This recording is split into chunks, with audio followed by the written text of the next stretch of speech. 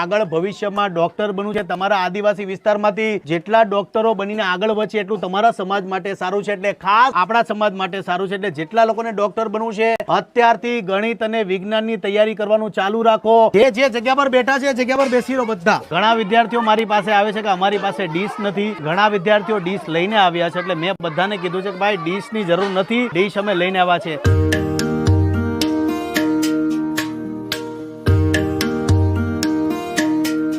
બધાની ડીશ આવી ગઈ.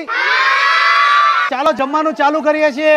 ચાલો ચાલો ચાલો ચાલો બીજા બીજા બીજા બધા બાળકોને મેં પૂછ્યું હતું કે ભાઈ તમારે રોટલી શાક દાળ ભાત શું ખાવું છે, તો મોસ્ટલી બાળકો એવું કીધું કે ભાઈ અમારે પાઉંભાજી ખાવી છે, કેમ કે દર મહિને અમે આવીએ છીએ ને પાઉંભાજી ખવડાવીએ એટલે પાઉંભાજી બધા બાળકોને બહુ ભાવે છે. પુલાવ લાસ્ટ ટાઈમ રાખ્યો હતો પણ પુલાવમાં બધાને મજા ન આવી, બધાને પાઉંભાજી વધારે ભાવે. અને વિચાર કરો એક બાળક 6 પાઉં ખાઈ જાય છે, એટલી મજા આવે છે બધાને પાઉંભાજી ખાવાની. એટલે આજે અમે પાઉંભાજી રાખી છે, સાથે અમે કોલ્ડ ડ્રિંક્સ પણ રાખ્યું છે. ખાઈ લે એટલે પછી આગળ વાત કરશું.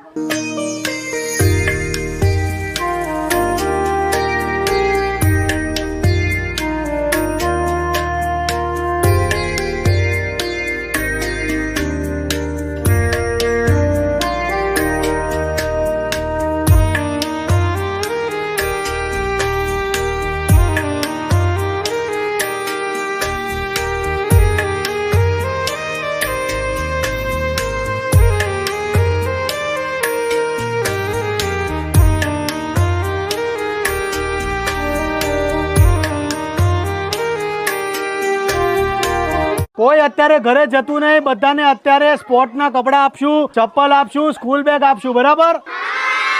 એટલે ફટાફટ જેને જમી લીધું હોય પાણી પી લો અને પછી બધા અહીંયા બેસી જાઓ. બોલો બધા જય જય શ્રી રામ.